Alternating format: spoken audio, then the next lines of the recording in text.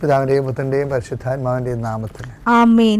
അമ്മേ പരിശുദ്ധമേ, അമ്മേ പരിശുദ്ധമേ, ദൈവമാതാവേ, കൃപാസനത്തിലൂടെ ഞങ്ങൾക്കും ഞങ്ങളുടെ ദേശത്തിനും അമ്മ മധ്യസ്ഥം തേടി തന്ന എല്ലാ അനുഗ്രഹങ്ങൾക്കും കൃപകൾക്കും ഞങ്ങളിപ്പോൾ ഹൃദയം നിറഞ്ഞ നന്ദി പറയുന്നു. അമ്മേ പരിശുദ്ധമേ, ദൈവമാതാവേ, 2004 ഡിസംബർ 7-ാം തീയതി ഉച്ചകഴിഞ്ഞ് 2:30 കൃപാസനത്തിൽ സംഭവിച്ച അമ്മയുടെ പ്രത്യക്ഷപ്പെടലിനെ കുറിച്ച് തിരുസഭയ്ക്ക് സമർപ്പിച്ചിരിക്കുന്ന പഠനരേഖകളുടെ മേൽ സഭാത്മകമായ പഠനം ആരംഭിക്കുവാൻ ഞങ്ങൾ പ്രാർത്ഥിക്കുന്നു.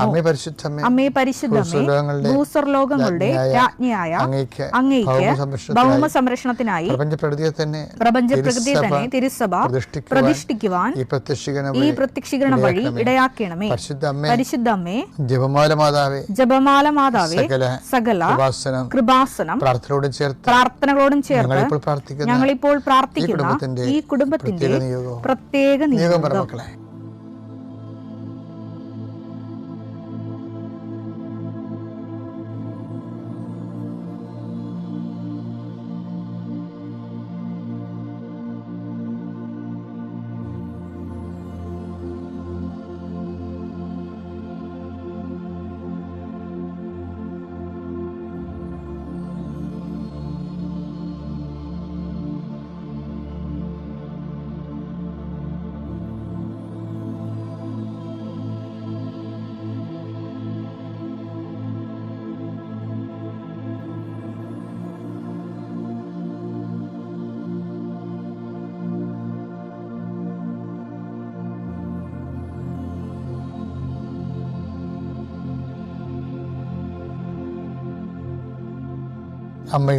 അമ്മയുടെ പ്രത്യക്ഷീകരണത്തിന്റെ ഈ അനുഗ്രഹവേളയിൽ ഞങ്ങൾക്ക് സാധിച്ചു തരുവാൻ കനിയണമേ. വിശ്വാസ പ്രമാണം. സർവശക്തനായ പിതാവും ആകാശത്തിന്റെയും ഭൂമിയുടെയും സൃഷ്ടാവുമായ ദൈവത്തിൽ ഞാൻ വിശ്വസിക്കുന്നു. അവിടുത്തെ ഏകപുത്രനും ഞങ്ങളുടെ കർത്താവുമായ ഈശോ മിശിഹായിലും ഞാൻ വിശ്വസിക്കുന്നു. ഈ പുത്രൻ പരിശുദ്ധാത്മാവിനാൽ ഗർഭസ്ഥനായി കന്യകാമറിയത്തിൽ നിന്ന് പിറന്ന് പൊന്തിയോസ് പീലാത്തോസിന്റെ കാലത്ത് പീഡകൾ സഹിച്ച് കുരിശിൽ തറയ്ക്കപ്പെട്ട് മരിച്ച് അടക്കപ്പെട്ട് പാതാളങ്ങളിൽ ഇറങ്ങി മരിച്ചവരുടെ ഇടയിൽ നിന്ന് 3-ാം നാൾ ഉയർത്ത് സ്വർഗത്തിലേക്ക് എഴുന്നള്ളി സർവശക്തിയുള്ള പിതാവായ ദൈവത്തിന്റെ വലതുഭാഗത്തിരിക്കുന്നു. അവിടെ നിന്ന് ജീവിക്കുന്നവരെയും മരിച്ചവരെയും വിധിക്കുവാൻ വരുമെന്നും ഞാൻ വിശ്വസിക്കുന്നു. പരിശുദ്ധാത്മാവിലും ഞാൻ വിശ്വസിക്കുന്നു. വിശുദ്ധ കത്തോലിക്കാ സഭയിലും പുണ്യവാന്മാരുടെ ഐക്യത്തിലും പാപങ്ങളുടെ മോചനത്തിലും ശരീരത്തിന്റെ ഉയർപ്പിലും നിത്യമായ ജീവിതത്തിലും ഞാൻ വിശ്വസിക്കുന്നു. ആമേൻ. സ്വർഗ്ഗസ്ഥനായ ഞങ്ങളുടെ പിതാവേ, അങ്ങയുടെ നാമം പൂജിതമാകണമേ. അങ്ങയുടെ രാജ്യം വരണമേ. അങ്ങയുടെ തിരുമനസ് സ്വർഗത്തിലെ പോലെ ഭൂമിയിലും ആകണമേ. അന്നു വേണ്ടുന്ന ആഹാരം ഇന്ന് ഞങ്ങൾക്ക് തരണമേ. ഞങ്ങളോട് തെറ്റ് ചെയ്യുന്നവരോട് ഞങ്ങൾ ക്ഷമിക്കുന്നത് പോലെ ഞങ്ങളുടെ തെറ്റുകൾ ഞങ്ങളോടും ക്ഷമിക്കണമേ. ഞങ്ങളെ പ്രലോഭനത്തിൽ ഉൾപ്പെടുത്തരുതേ, തിന്മയിൽ ഞങ്ങൾ രക്ഷിക്കണമേ. ആമേൻ. നന്മ നിറഞ്ഞ മറിയമേ, സ്വസ്തി. കർത്താവ് അങ്ങയുടെ കൂടെ സ്ത്രീകളിൽ അങ്ങ് അനുഗ്രഹിക്കപ്പെട്ടവളാകുന്നു. അങ്ങയുടെ ഉദരത്തിൻ ഫലമായി ഈശോ അനുഗ്രഹിക്കപ്പെട്ടവനാകുന്നു. പരിശുദ്ധ മറിയമേ, തമ്പുരാന്റെ അമ്മേ, പാപികളായ ഞങ്ങൾക്ക് വേണ്ടി ഇപ്പോഴും ഞങ്ങളുടെ മരണസമയത്തും തമ്പുരാനോട് അപേക്ഷിക്കണമേ. ആമേൻ. എൻ്റെ കർത്താവിൻ്റെ ഉന്നതമായ നാമത്തിൽ, സഭയുടെ അധികാരത്തിൽ, കുരിശിൻ്റെ അടയാളത്തിൽ, ദൈവത്തിൻ്റെ ശക്തിയാൽ ഞാൻ നിങ്ങളുടെ വീടിനെയും നീ ഇരിക്കുന്ന ഇടങ്ങളെയും നീ വർക്ക് ചെയ്യുന്ന ഇടങ്ങളെയും കർത്താവിൻ്റെ നാമത്തിൽ ആശീർവദിക്കുന്നു. ദൈവത്തിലെ നീയുമായി ബന്ധപ്പെട്ട് നീ നിൻ്റെ ജീവിതത്തിൽ ഇന്നത്തെ ജീവിതത്തിന് ആവശ്യമായ എല്ലാ സാധന സാമഗ്രികളെ, അത് ഫയലാകാം, പേപ്പറാകാം, വേറെ എന്ത് സംഭവമായ അത് കയ്യിലെടുത്തുകൊണ്ട് ആശീർവാദം മക്കളെ. കർത്താവെ, കന്നുകാലി വളർത്തി ജീവിക്കുന്നവരുണ്ട്, കടകമ്പോളം ചെയ്ത് ജീവിക്കുന്നവരുണ്ട്, ബ്യൂട്ടി പാർലർ നടത്തി ജീവിക്കുന്നവരുണ്ട്, ഓരോരോ ചെറിയ ബിസിനസ് നടത്തിയിട്ട് ബേക്കറി നടത്തി ജീവിക്കുന്നവരുണ്ട്, ചെറുകിട വ്യവസായങ്ങൾ. കർത്താവെ, അവരുടെ ജീവിക്കാനുള്ള മാർഗം പോലും അല്ലെങ്കിൽ കിട്ടാത്ത അവസ്ഥയിൽ സങ്കടപ്പെട്ട് കണ്ണീരോടെ കട തുറക്കുകയും കണ്ണീരോടെ പൂട്ടുകയും ചെയ്യുന്നവരുണ്ട്. ഈശോയെ, അവരെ ഞാൻ അങ്ങയുടെ തിരുസഭയെ ഏൽപ്പിക്കുന്നു. അവർക്ക് അതുകൊണ്ട് ജീവിക്കാൻ പറ്റത്തില്ലേ ദൈവമേ? അവർക്ക് ജീവിക്കാൻ പറ്റുന്ന ഒരു ഇടം, ഒരു സ്ഥലം, ഒരു സംരംഭം അവർ കാണിച്ചു കൊടുക്കാൻ പരിശുദ്ധമ്മ കനാല കല്യാണത്തിൽ ചെന്നിട്ട് അവർക്ക് വീഞ്ഞില്ലെന്ന് പറഞ്ഞുകൊണ്ട് കർത്താവിന് ആ വിഷയത്തിലേക്ക് കൊണ്ടുവന്ന പരിശുദ്ധമ്മ, അധികാരമുള്ള അമ്മ, നിന്നെ അനുഗ്രഹിക്കുകയും നിനക്ക് ജീവിക്കാൻ, നിനക്കും മക്കൾക്ക് ജീവിക്കാൻ പുതിയൊരിടം നൽകുകയും ചെയ്യട്ടെ. കേസ് അകപ്പെട്ടിരിക്കുന്നവരെ, കള്ളക്കേസ് അകപ്പെട്ടിരിക്കുന്നവരെ, അതുപോലെ തന്നെ വാക്ക് തർക്കങ്ങളിൽ പെട്ടിരിക്കുന്നവരെ, അതുപോലെ ഭീഷണിക്കപ്പെട്ടിരിക്കുന്നവരെ, അതുപോലെ അതിർത്തി തർക്കങ്ങളുള്ളവരെ, അതുപോലെ കേസ് കടലിൽ അനുകൂലമായി വിധിക്ക് വേണ്ടി പ്രാർത്ഥിക്കുന്നവരെ, ഇങ്ങനെ ഓരോരോ കാര്യങ്ങൾക്ക് വേണ്ടി, അതുപോലെ പരീക്ഷയുടെ റീടെസ്റ്റിന് കൊടുത്തിരിക്കുന്നവരെ, അതുപോലെ തന്നെ ഓരോ വിഷയങ്ങൾക്ക് വേണ്ടി അനുകൂലമായ തീരുമാനങ്ങൾക്ക് വേണ്ടി കാത്തിരിക്കുന്നവരെ, അവരെ കർത്താവിൻ്റെ തിരുസന്നിധിയിൽ സമർപ്പിച്ച് പ്രാർത്ഥിക്കുന്നു.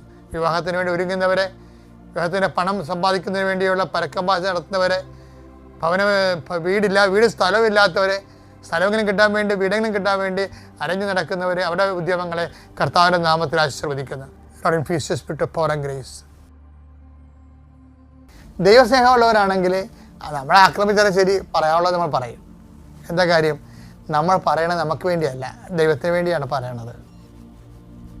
അപ്പം തിന്മകൾ കണ്ടു കഴിഞ്ഞാൽ നയപരമായിട്ടെങ്കിലും നിങ്ങൾ അതിനെ സൂചിപ്പിക്കണം, അല്ലാതെ തിന്മകൾ നിങ്ങൾ സ്വാപ്പിട്ട് കളയരുത്. ഈ ലോകത്ത് ഏറ്റവും വലിയ കാര്യം തിന്മകളെ. ഇപ്പം കഴിഞ്ഞ ദിവസങ്ങളിൽ ഒരു ബിഗ് ബോസിൻ്റെ ഒരു പ്രോഗ്രാം ഇല്ലായിരുന്നോ? അപ്പോൾ ഒരു സ്ത്രീ അവിടെ നിന്ന് പറഞ്ഞു, ഗേ സെക്സിനെ ഞങ്ങൾ വീട്ടിൽ പോലും കയറ്റത്തില്ലെന്ന് പറഞ്ഞു, അല്ലേ? അപ്പോൾ ഉടനെ അവിടെ നിന്നിരിക്കുന്ന ഒരു സിനിമാ നടൻ എന്നാ പറഞ്ഞത്, അങ്ങനൊന്നും പറയരുത്, നമ്മൾ ടോളറൻസ് ഉണ്ടാവണം നമുക്ക്, അല്ലേ? ഞാനാണെങ്കിൽ അവരെ വീട്ടിൽ കയറ്റുമെന്ന് പറഞ്ഞു. അപ്പോൾ ഉടനെ കൈയടിച്ചിട്ടാരും, അല്ലേ? അതാണ് സമൂഹം അതാണ്. അതായത് പ്രകൃതി വിരുദ്ധമായൊരു കാര്യമാണ്. പ്രകൃതിക്കൊരു നിയമമുണ്ട്, ആ നിയമം എങ്കിലും പാലിക്കാൻ മനുഷ്യൻ ബാധ്യസ്ഥനാണ്, എങ്കിലും പാലിക്കാൻ. അപ്പോൾ അതിനേക്കാൾ താഴേക്ക് പോകുമ്പോൾ പ്രകൃതി വിരുദ്ധം മാത്രമല്ല, മനുഷ്യത്വരഹിതം കൂടിയായിട്ട് വരും അത്. പക്ഷേ എന്നാ പ്രശ്നം എന്ന് വെച്ച് കഴിഞ്ഞാൽ, അങ്ങനെ തിന്മകളെ നമ്മൾ പ്രോത്സാഹിപ്പിക്കാൻ തുടങ്ങിക്കഴിഞ്ഞാൽ നമുക്ക് ആൾക്കാരുടെ അപ്ലോസ് കിട്ടും, അതിനകത്ത് സംശയമൊന്നുമില്ല. പക്ഷെ മനുഷ്യൻ്റെ മനസ്സാക്ഷിയിൽ തന്നെ ഉണ്ട് ഈ സംഭവം. എന്താണത്? അത് പ്രകൃതി വിരുദ്ധമായ ഒരു കാര്യമാണ്, മനുഷ്യത്തെ അപമാനീകരിക്കേണ്ട ഒരു വിഷയമാണ്, മനുഷ്യൻ്റെ മാന്യതയെ കളങ്കപ്പെടുത്തുന്ന ഒരു കാര്യമാണത്. അപ്പോൾ ചിലപ്പോൾ സഭയിലുള്ള ആൾക്കാർ പോലും ചില സമയത്ത് ഇങ്ങനെയുള്ള മീഡിയയുടെ ഫ്രണ്ട്ലി ആയിട്ടുള്ളവർ ചിലപ്പോൾ ദൈവത്തെ മറന്ന് ഇങ്ങനെയൊക്കെ ആൾക്കാരുടെ കൂടെ കൂടും. ഇപ്പോഴത്തെ മാർപ്പാപ്പ പറഞ്ഞു കേട്ടില്ലേ, എന്താ പറഞ്ഞത്? എനിക്ക് രോഗകാര്യങ്ങൾ തിരക്കാതൊന്നും നേരെയില്ല, അതിനല്ല ഞാൻ അഭിഷേകം ചെയ്തിരിക്കണമെന്ന്. എന്ത് വെടിപ്പേട്ടാ പറഞ്ഞത്? ദൈവമാർപ്പാപ്പ കയറിയപ്പോഴത്തേക്ക് മനസ്സിലായി ഇത് പെസക് പാർട്ടിയുടെ കയറിയിരിക്കണമെന്ന്. ആ നടപ്പും നിപ്പും നോട്ടും അങ്ങനെ പറയാം. അതായത് പറഞ്ഞെന്താണ്?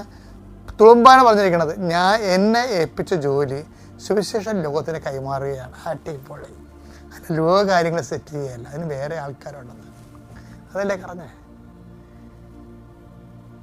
കാര്യം ആവശ്യമുള്ള പാട്ടിൽ ഇല്ലാത്ത പാട്ടിൽ കൊണ്ടുപോയി ജനങ്ങളെ പക്ഷപാതം വന്ന് ജനങ്ങളുടെ വിഭാഗ്യതയ്ക്ക് സഭ ഒരു ഇരയായിട്ട് മാറും. സഭയ്ക്ക് നിഷ്പക്ഷമായിട്ട് സുവിശേഷം കൊടുക്കുന്ന സമയത്ത് സുവിശേഷം തന്നെ കൊടുക്കണം. അതിനുവേണ്ടിയാണ് ഈ പാപ്പാസ്ഥാനം കൊടുത്തിരിക്കുന്നത്. അത് ലിയോ മാർപ്പാപ്പ ശരിക്കും നല്ല വിവേചനത്തോടെയാണ് സംസാരിച്ചത്. ഞാൻ പറഞ്ഞു വരുന്നതിൻ്റെ നിങ്ങൾക്ക് ഒരു കാര്യം മനസ്സിലായോ? അതായത് ഓരോ അവസരങ്ങളും വരണതും പുതിയ ദൈവസ്നേഹത്താൽ നമ്മളെ ഈശോ അനുഗ്രഹിക്കാൻ വേണ്ടി നമ്മൾ ഓരോ ദിവസങ്ങളിൽ നിന്നാണ് നമ്മൾ കൃപയിൽ വളരണത്. ലൂക്കാ 12:32. ചെറിയ അജഗണമേ ഭയപ്പെടേണ്ട. ചെറിയ അജഗണമേ ഭയപ്പെടേണ്ട. വായിച്ചോ. എന്തെന്നാൽ നിങ്ങൾക്ക് രാജ്യം നൽകാൻ നിങ്ങളുടെ പിതാവ് പ്രസാദിച്ചിരിക്കുന്നു. അപ്പോൾ ദൈവത്തിൻ്റെ തിരുമനസ് നിറവേറാൻ ആഗ്രഹിക്കുന്ന ദൈവവചനത്തിന് കീഴ്പ്പെട്ട് നിൽക്കുന്ന നാരായണദാസൻ അതാണ്. അവനാണ് ദൈവരാജ്യത്തിലായിരിക്കണവൻ. അത് കൃപയുടെ ഭാഗമായിട്ട് വരുന്നതാണ്. പ്രസാദിച്ചിരിക്കണം എന്ന് പറഞ്ഞാൽ കേട്ടില്ലേ? അനുഗ്രഹം അല്ലത്. ലോകരാജ്യത്തിലാണ് അനുഗ്രഹം, ലോകരാജ്യത്തുമുണ്ട് ഫിസിക്കൽ ഫേവേഴ്സ്. ദൈവരാജ്യത്തിൽ ദൈവരാജ്യം മാത്രമേ, അത് കൃപയുടെ ഫലം ദൈവരാജ്യമാണ്. അപ്പോൾ ഇപ്പോൾ ദൈവരാജ്യത്തിലാണ് നീയെങ്കിൽ നമ്മൾ എന്നും ദൈവരാജ്യത്തിൽ തന്നെ ആയിരിക്കും. അല്ല ആരും അന്ത്യവിധി കഴിയുമ്പോൾ നമുക്ക് എടുത്തു വെച്ച് തരേണ്ട കാര്യമില്ല. ഈ ദൈവരാജ്യത്തിൻ്റെ കണ്ടിന്യൂഷനാണ് നമ്മുടെ ജീവിതം. ഇപ്പം നമ്മളെ സംബന്ധിച്ചിടത്തോളം സ്വർഗം ഗ്യാരണ്ടി ചെയ്തുകൊണ്ട് തന്നെ സ്വർഗസ്ഥമായിട്ട് തന്നെ നമുക്ക് മരിക്കാൻ പറ്റും. സുവിശേഷം നൽകുന്ന സാധ്യതയാണ്. അതേപോലെ നീ പ്രയോജനപ്പെടുത്തണം. Thank you. എൻ്റെ പേര് ബിബി. ഞാൻ വരുന്നത് എറണാകുളം ജില്ലയിലെ മഞ്ഞപ്രയിൽ നിന്ന്. ഞാൻ 2022 ജൂലൈ 9 ഉടമ്പടി എടുക്കുന്നത്. അതിനു മുന്നേ 2019 എൻ്റെ അമ്മച്ചി ഇവിടെ വന്ന് ഉടമ്പടി എടുത്തിരുന്നു. എൻ്റെ ചേച്ചി IAS എക്സാം പാസ്സാവാൻ വേണ്ടി ചേച്ചി എന്നിട്ട് 7ാമത്തെ അറ്റംപ്റ്റിൽ ഇവിടെ വന്ന് ഉടമ്പടി എടുത്തതിന് ശേഷമാണ് പാസ്സായി UK പോയത്. അത് കഴിഞ്ഞ് 2021 ഞാൻ 2 പ്രാവശ്യം OET അറ്റംപ്റ്റ് ചെയ്തു. പക്ഷേ 2 പ്രാവശ്യം പാസ്സായില്ല. ആ സമയത്തെന്ന് വെച്ച് കഴിഞ്ഞാൽ എൻ്റെ അപ്പച്ചന് കുറച്ച് ശാരീരിക രോഗങ്ങൾ മൂലം ഞങ്ങൾ വളരെ ബുദ്ധിമുട്ടിയിരുന്നു. എൻ്റെ ചേച്ചിയും ജോലി ചെയ്യുന്ന സാഹചര്യം കൊണ്ടാണ് അപ്പച്ചൻ്റെ ട്രീറ്റ്മെൻറ്റ്. ചേച്ചിയാണ് എന്നെ 2 പ്രാവശ്യം OET എക്സാം പഠിക്കാനുള്ള പൈസ വന്നതും എഴുതിച്ചതൊക്കെ. അത് കഴിഞ്ഞ് ഞാൻ പിന്നെ കിട്ടാതെ ആയി കഴിഞ്ഞപ്പോൾ പിന്നെ ജോലിക്ക് കയറി. അത് കഴിഞ്ഞ് ഞാൻ ഓൺലൈനായി ക്ലാസ് പഠിക്കുന്നുണ്ടെങ്കിൽ എനിക്ക് ഡ്യൂട്ടിയുടെ ഇതുകൊണ്ട് പഠിക്കാൻ പറ്റാതിരുന്നു.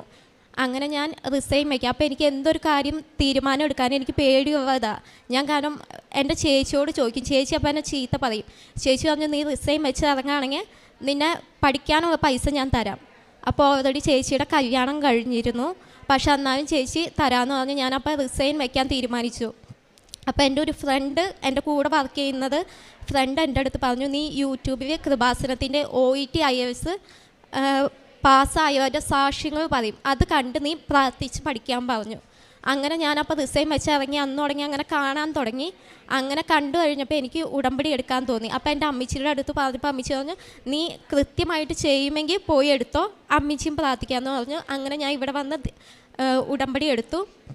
ഉടമ്പടി എടുത്ത് ഞാനും പ്രാർത്ഥിക്കും, എൻ്റെ അമ്മച്ചിയും പ്രാർത്ഥിക്കും. ആദ്യമൊക്കെ ഞാൻ കൃപാസനം പത്രം ഞാൻ കുറച്ചൊക്കെ ഞാൻ പഠിക്കുന്നിടത്ത് കൊടുക്കും. പിന്നെ ഞാൻ വീട്ടിൽ പോകുമ്പോൾ അമ്മച്ചിനെ ഏൽപ്പിക്കും, അമ്മച്ചി കൊണ്ടുപോയി കൊടുക്കുന്നത്.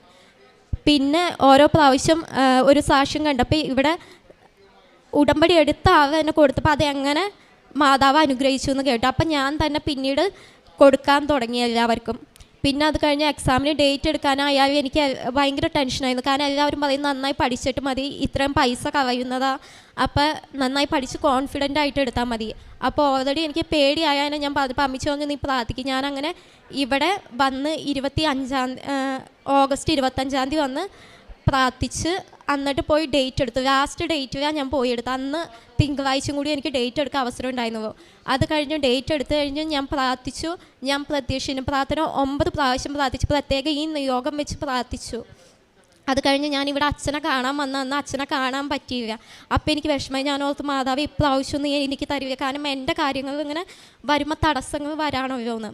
അത് കഴിഞ്ഞ് വ്യാഴാഴ്ച എക്സാം ശനിയാഴ്ച ആയിരുന്നു. വ്യാഴാഴ്ചയും വെള്ളിയാഴ്ച എനിക്ക് ഭയങ്കര വോമിറ്റിങ്ങും തലവേദനയൊക്കെ. ഞാൻ ഹോസ്പിറ്റലിൽ പോയി ട്രിപ്പ് ഇട്ട് കിടന്ന് അങ്ങനെ ആ 2 ദിവസം ഞാൻ ഒന്നും പഠിച്ചില്ല. അങ്ങനെയാണ് ഞാൻ എക്സാമിന് പോയത്. അവിടെ ചെന്ന് കഴിഞ്ഞപ്പോൾ ലിസണിങ് എനിക്ക് വലിയ കുഴപ്പമുണ്ടായിരുന്നില്ല. റീഡിങ് പക്ഷെ ചെയ്തപ്പോൾ പാർട്ട് Bയും Cയും വന്നപ്പോൾ ചില ആൻസറൊന്നും എനിക്ക് ചില ക്വസ്റ്റ്യൻസ് വായിച്ചിട്ട് പോലും മനസ്സിലാവുന്നില്ലായിരുന്നു. ആ സമയത്തൊക്കെ ഞാൻ കൃപാസന പ്രസാദവര മാതാവേ, എന്നെ നിൻ്റെ പ്രതിഷേധത്തിൻ്റെ സാക്ഷ്യം ഉയർത്തണമേ, എനിക്ക് ആൻസർ പറഞ്ഞു തരണമേ എന്ന് പ്രാർത്ഥിച്ച് അപ്പം മനസ്സിൽ തോന്നുന്ന ആൻസർ ഞാൻ എഴുതി. അങ്ങനെ പ്രാർത്ഥിച്ചു. അത് കഴിഞ്ഞ് സ്പീക്കിങ്ങിന് കയറിയപ്പോഴും എനിക്ക് ഭയങ്കര ബുദ്ധിമുട്ടായിരുന്നു. അപ്പോഴും ഞാൻ മാതാവിൻ്റെ അടുത്ത് പ്രാർത്ഥിച്ച് സ്പീക്കിംഗ് ചെയ്തു. അതേപോലെ തന്നെ ഞാൻ ഇവിടെ സാക്ഷ്യത്തിൽ കേട്ടത് പ്രകാരം ഞാൻ ഓരോ മൊഡ്യൂളിൻ്റെയും പേപ്പർ എനിക്ക് കിട്ടുമ്പോൾ അതിൽ കുരിശ് വരച്ച് വിശ്വാസ പ്രമാണം ചെയ്ത് ഞാൻ പ്രാർത്ഥിച്ചിട്ടാണ് എക്സാം സ്റ്റാർട്ട് ചെയ്തിരുന്നത്. സ്പീക്കിംഗ് എനിക്ക് ഭയങ്കര ബുദ്ധിമുട്ടായിരുന്നു. കാരണം സ്പീക്കിംഗ് എനിക്ക് കിട്ടുന്ന പോലും ഞാൻ പ്രതീക്ഷിച്ചില്ല. കാരണം ഇതിന് മുന്നേ 2 പ്രാവശ്യം ഞാൻ എക്സാം എഴുതിയപ്പോൾ ഞാൻ ഇപ്രാവശ്യം സംസാരിച്ചതിനേക്കാൾ നന്നായിട്ട് സ്പീക്കിംഗ് ചെയ്തിരുന്നു.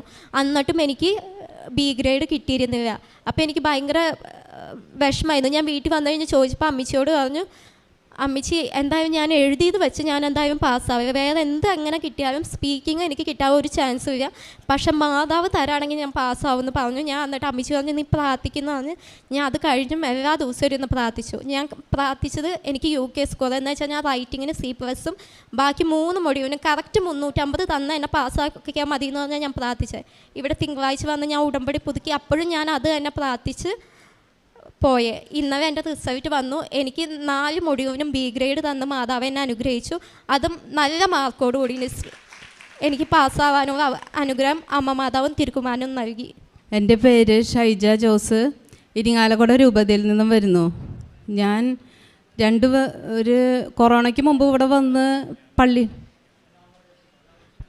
പള്ളിയിൽ ഇവിടെ വന്ന് പ്രാർത്ഥിച്ച് പോയിരുന്നു. പിന്നെ ഈ 2021 ഞാൻ ഇവിടെ വന്ന് ഉടമ്പടി എടുത്തത്. അതിൽ എൻ്റെ ആദ്യത്തെ നിയോഗം സാധിച്ചിട്ടില്ല. പിന്നെ ഞാൻ എഴുതിയ 4 നിയോഗങ്ങളും എൻ്റെ സാധിച്ചു. അതിൽ രണ്ടാമത്തെ നിയോഗം എൻ്റെ രണ്ടാമത്തെ മകൻ്റെ പഠിപ്പ് സംബന്ധമായിട്ടായിരുന്നു. അവൻ 10ാം ക്ലാസ് കഴിഞ്ഞ് എൻട്രൻസ് കോച്ചിങ്ങിന് പോയി. പിന്നെ കൊറോണയൊക്കെ വന്നപ്പോൾ അവനത് കംപ്ലീറ്റ് ആവാണ്ട് ഉഴപ്പി. അപ്പോൾ അവനത് ഒട്ടും സ്കോർ ചെയ്യാൻ പറ്റിയില്ല. പിന്നെ ഞാൻ ഹസ്ബൻഡിനോട് പറഞ്ഞു അവനെന്നാൽ എൻജിനീയറിങ്ങിന് ചേർത്താന്ന് പറഞ്ഞു. അപ്പോൾ ഭർത്താവ് പറഞ്ഞു ഇത്രയും കാശ് ചിലവാക്കി ഇവനെ പഠിപ്പിക്കാൻ നോക്കിയിട്ട് അവൻ പഠിച്ചില്ലല്ലോ, ഇനി അവന് എന്തിട്ടാ പറ്റണമെന്ന് വെച്ചാൽ പഠിക്കട്ടെ എന്ന് പറഞ്ഞു. അങ്ങനെ അവനെ ഡിഗ്രിക്ക് ചേർത്തു. അങ്ങനെ ഡിഗ്രിക്ക് ചേർത്തപ്പോൾ എനിക്ക് ഒട്ടും ഡിഗ്രിക്ക് വിടാൻ ഇഷ്ടമുണ്ടായില്ല. BSc കെമിസ്ട്രി ചേർത്തു. അപ്പം ഞാൻ മാതാവിനോട് ഇങ്ങനെ പ്രാർത്ഥിച്ചു. അന്ന് ഉടമ്പടി എടുത്തിട്ടുണ്ടായില്ല. മാതാവിനോട് പറഞ്ഞു, ഈശോയോടും പറഞ്ഞു പ്രാർത്ഥിച്ചു, എനിക്ക് അവൻ എൻജിനീയറിങ്ങിന് വിടണമെന്നുണ്ട്. പക്ഷേ ഭർത്താവിന് താല്പര്യമില്ല, ഞങ്ങൾക്ക് 5 സാമ്പത്തികം മാത്രം ഇല്ല. അപ്പോൾ എനിക്ക് എന്താ ചെയ്യേണ്ടതെന്ന് അറിയില്ല. ഞാൻ കരഞ്ഞു പ്രാർത്ഥിച്ചു. അപ്പം ഞങ്ങളുടെ അടുത്തുള്ളൊരു മിസ്സ് എനിക്കിങ്ങനെ ഒരു സജഷൻ പറഞ്ഞു, ഒരു സ്കോളർഷിപ്പ് എക്സാം ഉണ്ട്, അത് എഴുതി കഴിഞ്ഞാൽ വിദേശത്ത് പോയിട്ട് എൻജിനീയറിങ്ങിന് പഠിക്കാമെന്നുള്ളത്. അപ്പം ഞാൻ എൻ്റെ മോനോട് പറഞ്ഞപ്പോൾ അവൻ പറഞ്ഞു അന്ന് നോക്കിയാലോ അമ്മയെന്ന് പറഞ്ഞു. അപ്പോൾ എനിക്ക് ഹസ്ബൻഡിനോട് പറയാൻ ധൈര്യമില്ല. എന്ന് വെച്ചാൽ ഡിഗ്രിക്ക് ചേർത്തു. ഡിഗ്രി എഴുതി കഴിഞ്ഞാൽ പിന്നെ എൻജിനീയറിങ്ങിന് പോകാൻ പറ്റില്ല. അപ്പം ഞാൻ ഓരോ കാര്യത്തിനും മാതാവിനോട് എത്രയും തേളം മാതാവ് ചെല്ലും, കൊന്ത ചെല്ലും, എൻ്റെ കാര്യങ്ങൾ ഞാൻ ഹസ്ബൻഡിനോട് പറയും. എന്നോട് ശാന്തമായി പ്രതികരിക്കണം എന്നുള്ളത്. അത് കഴിഞ്ഞ് ഞാൻ ഇവൻ SIT എക്സാമിന് ഒരുങ്ങിക്കൊണ്ടിരുന്നു. 4 പ്രാവശ്യം എഴുതി. ഞാനിവിടെ 18/2/2012 വന്നിട്ട് ഉടമ്പടി എടുത്തു. ഞാൻ ഉടമ്പടി വെച്ച് പ്രാർത്ഥിച്ചു. അവന് നല്ല സ്കോളർഷിപ്പ് പരീക്ഷ നല്ല സ്കോറോടുകൂടി പാസ്സായി. പിന്നെ ജനുവരിയിൽ അവന് അമേരിക്കയിൽ എൻജിനീയറിങ്ങിന് പോയി പഠിക്കാൻ വേണ്ടിയിട്ടാണ് അവൻ എക്സാം എഴുതിക്കൊണ്ടിരുന്നത്. ജനുവരിയിൽ അവന് കുറേ യൂണിവേഴ്സിറ്റികളിൽ അഡ്മിഷൻ കിട്ടിയാലും സ്കോളർഷിപ്പ് കുറവ്. ഞങ്ങളുടെ സാമ്പത്തികം വെച്ച് നോക്കുമ്പോൾ അത്രയും കാശ് കൊടുത്ത് പഠിപ്പിക്കാനുള്ള പ്രാപ്തിയൊന്നും ഞങ്ങൾക്കില്ല. അപ്പം ഞാൻ മാതാവിനോട് പറഞ്ഞു, എൻ്റെ മാതാവ് ഞങ്ങളുടെ സാമ്പത്തികത്തിൽ ഒതുങ്ങിയിട്ട് അവന് പഠിക്കാനായിട്ട് ഒരു സ്ഥലം ഒരുക്കി തായോ എന്ന് പറഞ്ഞു. ഓരോ യൂണിവേഴ്സിറ്റികളിൽ ഒരു ഹസ്ബൻഡ് പറയും അഡ്മിഷൻ കിട്ടിയിട്ട് ഒന്നും ആയില്ലല്ലോ എന്ന് എന്നോട് പറയുമ്പോൾ ഞാൻ പറയും അവന് സ്കോളർഷിപ്പ് ശരിയാവാണ്ടാണെന്ന് പറഞ്ഞ് ഞാനങ്ങനെ പറഞ്ഞ് ഞാൻ ഉടമ്പടി വെച്ച് അവന് നല്ലൊരു കോളേജിൽ ടെക്സാസിൽ ഒരു 450 റാങ്കിങ് ഉള്ള നല്ലൊരു യൂണിവേഴ്സിറ്റിയിൽ അവൻ വിചാരിച്ച കെമിക്കൽ എൻജിനീയറിങ്ങിന് തന്നെ മാതാവ് സീറ്റ് ഒരുക്കി കൊടുത്തു. കൊല്ലത്തിൽ 25 ലക്ഷമാണ് ഫീസ് വരുന്നത്. അതിൽ 23 ലക്ഷം അവന് സ്കോളർഷിപ്പ് കിട്ടി. പിന്നെ ഞാൻ പ്രാർത്ഥിച്ചിട്ടുണ്ടായിരുന്നു. അറിയാത്തൊരു വിസ ഇൻ്റർവ്യൂ അവന് മെയ് 24-ാം തീയതി ആയിരുന്നു. ഞാനിവിടെ ഇരുന്ന് പ്രാർത്ഥിച്ചു. മോനും എന്നും കൊന്തച്ചൊല്ലി പ്രാർത്ഥിക്കും. ഞാൻ മാതാവിനോട് പറഞ്ഞു, മാതാവ് ഈ വിസ ഇൻ്റർവ്യൂ പാസ്സായി കഴിഞ്ഞ് ഞാനിവിടെ വന്ന് സാക്ഷ്യപ്പെടുത്തിക്കൊള്ളാമെന്ന് പറഞ്ഞു. മെയ് 24-ാം തീയതി ഇൻ്റർവ്യൂവിന് പോയി. സാമ്പത്തികത്തിൻ്റെ കാര്യത്തിൽ ഇനി ഇൻ്റർവ്യൂ പാസ്സാകാൻ വേണ്ടിയിരിക്കാമോ എന്നൊക്കെ അവന് നല്ല ടെൻഷൻ ഉണ്ടായിരുന്നു. ഞാൻ ഉടമ്പടി ലോക്കറ്റ് അവൻ്റെ കഴുത്തിൽ കൊന്തേമ്മ ഇട്ട് കൊടുത്തു. ഞാൻ പറഞ്ഞു മോൻ കയറുമ്പോൾ മുറുക്കി മാതാവിനോട് പറഞ്ഞു, ഈശോയും മാതാവിനോടും പറഞ്ഞ് ആ കൊന്തേമ്മ പിടിച്ചാൽ മതി, ബാക്കി മാതാവ് നോക്കിയോളൂ എന്ന് പറഞ്ഞു. അവൻ കയറി ഇൻ്റർവ്യൂ പാസ്സായി. അപ്പം തന്നെ വിളിച്ച് പറഞ്ഞു, ഞാൻ മാതാവിനെ കന്ന് കിടന്ന് കൊന്ത ചൊല്ലി പ്രാർത്ഥിച്ചു, 1000 നന്ദി പറഞ്ഞു. പിന്നെ അവൻ ഇൻ്റർവ്യൂവിന് പോയ സമയത്ത് ഹോട്ടലിൽ റൂം എടുത്ത് താമസിച്ചപ്പോൾ ഹോട്ടലിൽ ബാത്റൂമിൽ പെട്ടുപോയി.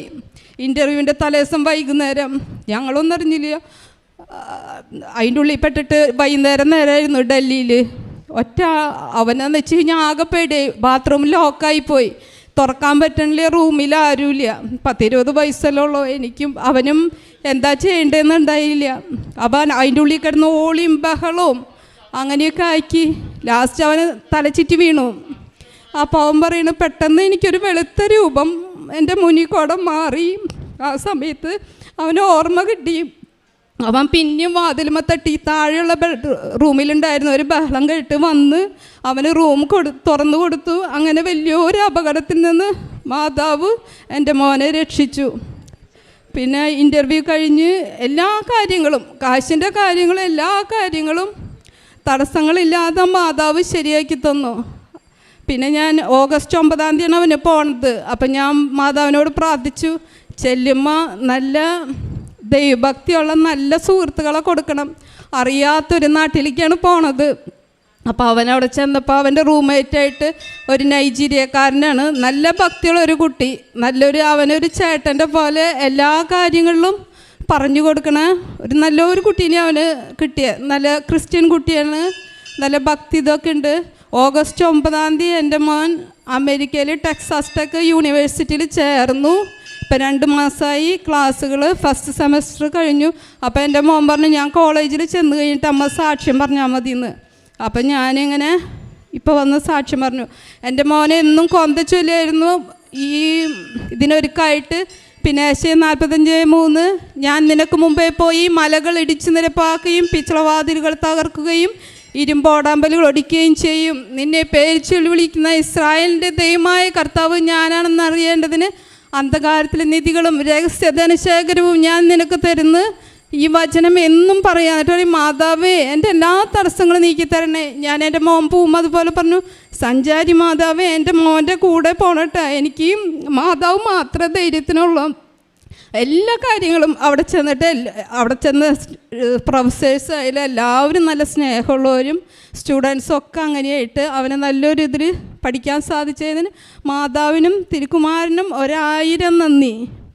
പിന്നെ ഭർത്താവിൻ്റെ ജോലിയുടെ കാര്യം ഞാൻ പറഞ്ഞു പ്രാർത്ഥിച്ചിരുന്നു. പിള്ളേരുടെ കാര്യങ്ങൾ ശരിയാവാണ്ടാവുമ്പോൾ ഹസ്ബൻഡ് എന്നോട് പറയും, എൻ്റെ ജോലി കഴിയാറായിട്ട് ഇവർക്കൊന്നും ശരിയായിട്ടില്ല, എൻ്റെ ജോലി കഴിയാറായി, നീ എന്തൊട്ട് നോക്കിയാൽ നടക്കണേ, അങ്ങനെയൊക്കെ പറഞ്ഞ് എന്നെ വഴക്ക് പറയും. അപ്പം ഞാൻ പറയും, എല്ലാം ദൈവം ഒരുക്കി തരും എന്ന് പറയും.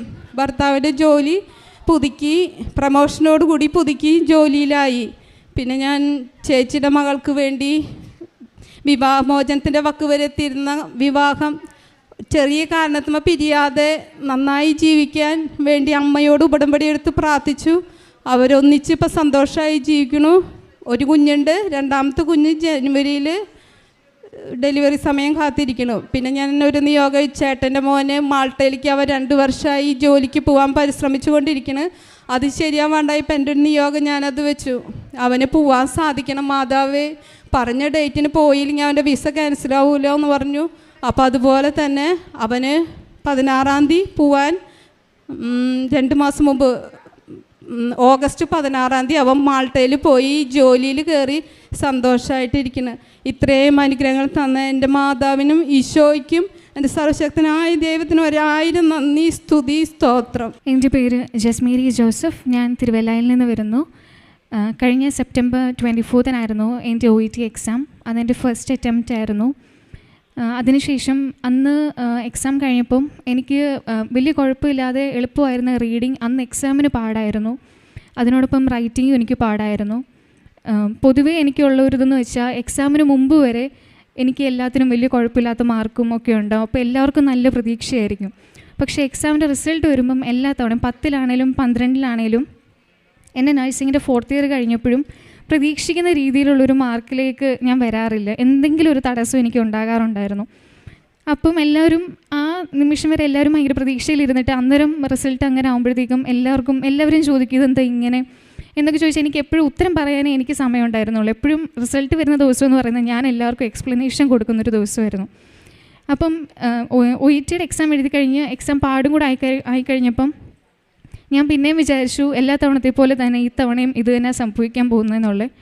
അതിനുശേഷം 27-ാം തീയതി ഒരു ചൊവ്വാഴ്ചയായിരുന്നു, കഴിഞ്ഞതിൻ്റെ മുമ്പത്തെ ചൊവ്വാഴ്ച.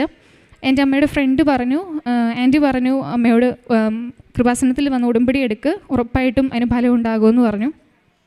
അത് പറഞ്ഞതിൻ്റെ പിറ്റേന്ന് തന്നെ ഞങ്ങൾ 2 പേരും കൂടി ഇവിടെ വന്നു. ചൊവ്വാഴ്ച ഇവിടെ വന്ന് ഞങ്ങൾ ഉടമ്പടി എടുത്ത്, ക്ലാസ് കൂടി ഉടമ്പടി എടുത്ത് എല്ലാം കഴിഞ്ഞപ്പോഴത്തേക്കും വൈകുന്നേരം ആയിരുന്നു. അന്ന് ഞാനിവിടെ വന്നപ്പം അമ്മ ഇവിടെ ഉടമ്പടിയുടെ കാര്യങ്ങളെല്ലാം ചെയ്തുകൊണ്ടിരുന്നപ്പോൾ ഞാനിവിടെ ഏറ്റവും ബാക്കിൽ, ഇവിടെ പള്ളിയുടെ ഏറ്റവും ബാക്കിലിരുന്ന് ഞാൻ കരഞ്ഞുകൊണ്ടായിരുന്നു പ്രാർത്ഥിച്ചുകൊണ്ടിരുന്നത്. എന്ന് വെച്ചാൽ എല്ലാ തവണയും എനിക്ക് റിസൾട്ട് വരുന്ന ദിവസം എല്ലാവർക്കും എക്സ്പ്ലനേഷൻ കൊടുക്കാൻ മാത്രമേ സമയം ഉണ്ടാകാറുള്ളായിരുന്നു. അപ്പോൾ ഇത്തവണ ഞാൻ അമ്മയോട് പറഞ്ഞു, എനിക്ക് അമ്മ മാത്രമേ ഉള്ളൂ, എനിക്ക് വേറെ ആരുമില്ല എന്നെ സഹായിക്കാൻ എന്ന് പറഞ്ഞായിരുന്നു ഞാൻ അന്ന് പ്രാർത്ഥിച്ചിരുന്നത്. അതിനുശേഷം ഞാൻ വീട്ടിൽ പോയി അമ്മ രാവിലെയും വൈകിട്ടും പ്രാർത്ഥന ചൊല്ലുമായിരുന്നു. അതിനോടൊപ്പം ഞങ്ങൾ ബുധനാഴ്ചയും ശനിയാഴ്ചയും ഉപവാസം എടുക്കുമായിരുന്നു. യൂട്യൂബിലൂടെ സമ്പൂർണ്ണ ജപമാല ഉണ്ടായിരുന്നു. അപ്പം ഞാൻ ജപമാല യൂട്യൂബിലൂടെ കാണാറുണ്ടായിരുന്നു. പിന്നെ നിബന്ധനകളിൽ പറയാറുണ്ട് നമ്മൾ പാവങ്ങളെ സഹായിക്കണം, ദാനധർമ്മം ചെയ്യണമെന്നൊക്കെ പറയായിരുന്നു. അപ്പോൾ അതൊക്കെ ഞങ്ങൾ ശ്രദ്ധിക്കാറുണ്ടായിരുന്നു. അതിനുശേഷം ഇന്നലെ ചൊവ്വാഴ്ചയായിരുന്നു. അപ്പോൾ ഇന്നലെ എനിക്കിങ്ങനെ തോന്നി, സാക്ഷ്യം കേട്ടോണ്ടിരിക്കാൻ തോന്നി, റിസൾട്ട് ഈ ആഴ്ച തന്നെ വരുമായിരിക്കുമോ എന്നിങ്ങനെ പറയുന്നുണ്ടായിരുന്നു. അപ്പം ഞാൻ ഇന്നലെ എനിക്കിങ്ങനെ തോന്നി സാക്ഷ്യം കേൾക്കാം എന്നിങ്ങനെ തോന്നി. എന്നിട്ട് ഞാൻ യൂട്യൂബ് എടുത്തിട്ട് സാക്ഷ്യം കേട്ടുകൊണ്ടിരിക്കുമായിരുന്നു. അപ്പം ഞാനിങ്ങനെ ഓരോരുത്തരും പറയുന്ന അത്ഭുതങ്ങൾ കേട്ടിട്ട് ഞാനിങ്ങനെ ഞെട്ടിയാണ് ഓരോന്നും കേട്ടുകൊണ്ടിരുന്നത്. ഇതൊക്കെ എങ്ങനെ സംഭവിക്കുന്നത് എന്നുള്ളൊരിതിൽ ഞാനെല്ലാം കേട്ടുകൊണ്ടിരുന്നത്. ഞാനങ്ങനെ കേട്ടുകൊണ്ടിരുന്നപ്പോഴാണ് എനിക്ക് പെട്ടെന്നൊരു കോള് വന്നേ. റിസൾട്ട് വന്നിട്ടുണ്ട്. അത് ഞാൻ പഠിച്ച അവിടെ നിന്നായിരുന്നു എനിക്ക് കോൾ വന്നിരുന്നത്. റിസൾട്ട് വന്നിട്ടുണ്ട്, പെട്ടെന്ന് റിസൾട്ട് നോക്കുമെന്ന് പറഞ്ഞു വന്നു. അപ്പോൾ ഞാൻ എൻ്റെ ഫ്രണ്ട്സിനോട് ചോദിച്ചു. അപ്പോൾ അവർ പറഞ്ഞു അവർക്ക് കോൾ വന്നിട്ടില്ല. അപ്പം ഞാനിങ്ങനെ മനസ്സിൽ വിചാരിച്ചു ഇതിന് മുമ്പും ഇങ്ങനെ തന്നെ അവർക്കും എന്നെപ്പറ്റി എന്തോ പ്രതീക്ഷ ഉള്ളതുകൊണ്ടാണ് അവരെന്നെ വിളിച്ചതെന്ന് എനിക്കറിയാം. പക്ഷേ റിസൾട്ട് വരുമ്പം എല്ലാ തവണത്തെയും പോലെ തന്നെ ഞാൻ പ്രതീക്ഷിക്കുന്ന രീതിയിലുണ്ടാവില്ല. അത് തന്നെയായിരുന്നു എൻ്റെ മനസ്സിൽ കൂടെ പൊയ്ക്കൊണ്ടിരുന്നത്. പക്ഷേ സാക്ഷ്യം കേട്ടുകൊണ്ടിരുന്ന ടൈമിൽ ആ കോള് വന്നതുകൊണ്ട് എനിക്ക് എന്തോ ഒരു വിശ്വാസം ഉണ്ടായിരുന്നു, ഇത്തവണ എന്തെങ്കിലും പോസിറ്റീവായിട്ട് തന്നെ സംഭവിക്കും, സാധാരണ പോലെ ആയിരിക്കത്തില്ല എന്നൊരു വിശ്വാസത്തോടെ ഞാൻ റിസൾട്ട് നോക്കിക്കൊണ്ടിരുന്നത്. അപ്പോൾ മെയിൽ വരാനായിട്ട് അരമണിക്കൂറോളം എടുത്തായിരുന്നു. അത് കഴിഞ്ഞ് മെയിൽ വന്നു. മെയിൽ വന്നപ്പം എനിക്ക് ആദ്യം തൊട്ട് OET പഠിക്കാൻ തുടങ്ങിയ കാലം തൊട്ട് ഞാൻ പറയുന്നതായിരുന്നു എനിക്ക് ലിസണിങ് എപ്പോഴും പാടാന്ന് ഞാൻ പറയുമായിരുന്നു. റിസൾട്ട് വന്ന് നോക്കിയപ്പം 4 മൊഡ്യൂളിനും എനിക്ക് B ഗ്രേഡ് ഉണ്ടായിരുന്നു. ഏറ്റവും പാടാന്ന് പറഞ്ഞുകൊണ്ടിരുന്ന ലിസണിങ്ങിനായിരുന്നു എനിക്ക് ഏറ്റവും കൂടുതൽ മാർക്കുണ്ടായിരുന്നത്. അതിന് 410 ഉണ്ടായിരുന്നു. എക്സാമിന് പാടാമെന്ന് പറഞ്ഞിരുന്ന റീഡിങ് അതിനും നല്ല മാർക്കുണ്ടായിരുന്നു. അങ്ങനെ അമ്മ എന്നെ ഒരുപാട് അനുഗ്രഹിച്ചു. ആദ്യമായിട്ടാണ് എനിക്ക് ഒരു റിസൾട്ട് വരുന്ന ദിവസം സന്തോഷത്തോടെ എല്ലാവരോടും സംസാരിക്കാൻ പറ്റുന്നു. സാധാരണ എല്ലാ തവണയും എനിക്ക് സങ്കടത്തോടെ ഇരിക്കാനേ കഴിയാറുള്ളായിരുന്നു. അതിന് ഒരുപാട് നന്ദി ഞാൻ എൻ്റെ അമ്മയോട് പറയും.